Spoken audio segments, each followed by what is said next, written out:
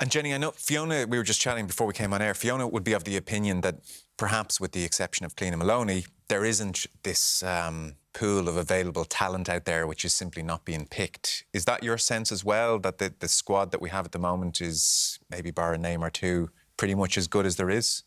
Yeah, like the women that are picked on the team, they're there for a reason. They're some of the best in the country. Do they need more support? Yeah, I think they do in terms of, and then game time as well. Like we've touched on, like there's a lot of inexperience in that team. And when I first went into camp, I was, either side of me had like really experienced players. So I was given a little bit more freedom and I had a more of a safety net to make these errors and learn from those around me.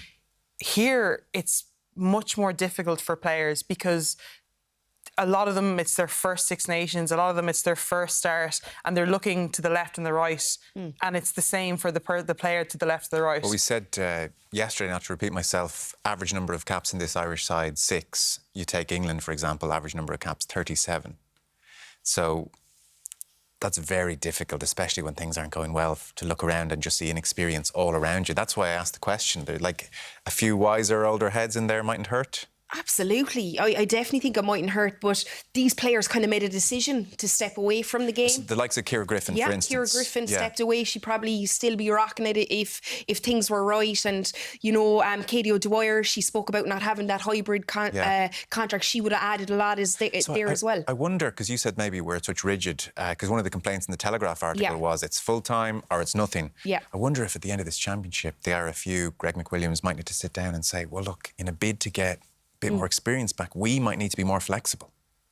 I think with everything, if a system or a plan isn't working, you need to kind of go back to the drawing board. And in this instance, if there's players there that could potentially add something, if given maybe more space or being able to pursue their careers, it's something that, like, it'd be a shame not to look at it. Yeah. What do we have to do to get Jenny Murphy back in the side? This is what we're asking. What about me? What about me, John? No one needs an old prop. We need Jenny. Yeah, look, Jenny would have been a player that I watched in the Interpros who had a super Interpros and would have, like, added to that. But she's not in the mix. And it's that double-edged sword of, you want these players to get, these young guys to get that, like, exposure at international level.